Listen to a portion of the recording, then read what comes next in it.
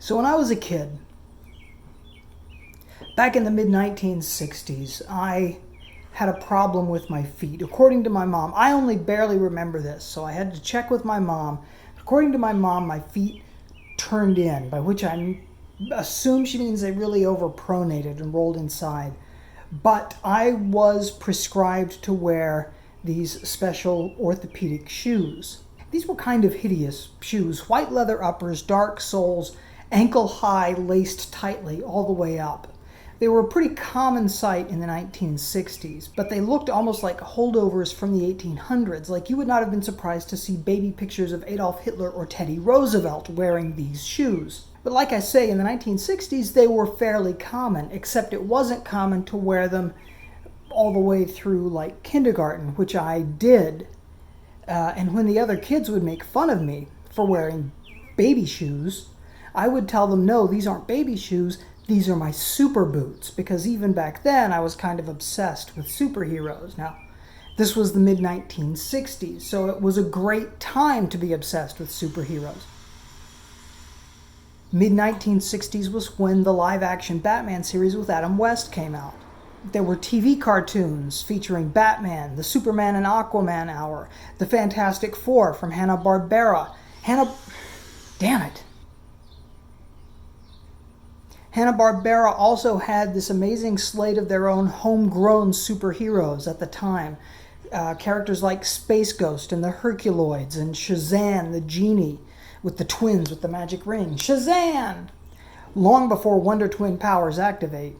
Dino Boy, Birdman, Frankenstein Jr., The Impossibles, Moby Dick, about this kid whose best friend was a great white whale that would fight supervillains. The point is that that's kind of what got me into it. The idea of characters like Batman, a guy who was so obsessed with doing the right thing that he dedicated himself to being better than anybody at everything.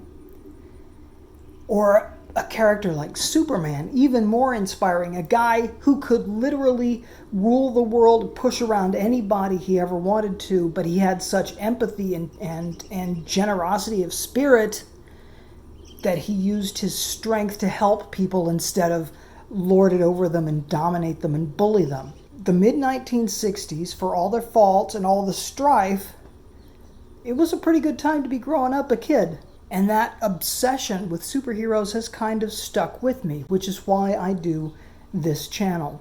Not just talk about different comic books and superheroes, but also try to put the stories in a kind of historical context so you understand where the authors were coming from, where the world was at that time, and what was kind of inspiring the stories to happen. Because I've also always been fascinated with the creative process and what inspires people to come up with their creations, how works of art develop over time. So that's what I'm trying to do with this channel. Takes a lot of time and a lot of research to do these videos. I hope you appreciate them. If you do appreciate them, please consider subscribing to the Patreon for as little as $1 per video. And I usually come out with a video less than once a month, a video that I charge for. Some videos like this one, I don't charge for. I just put them out there as kind of bonus content.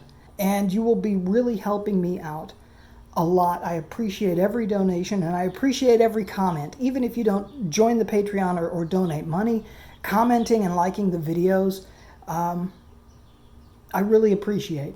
So stay tuned to the channel. I hope you enjoy what you see, and I hope you get some value out of it. Thank you.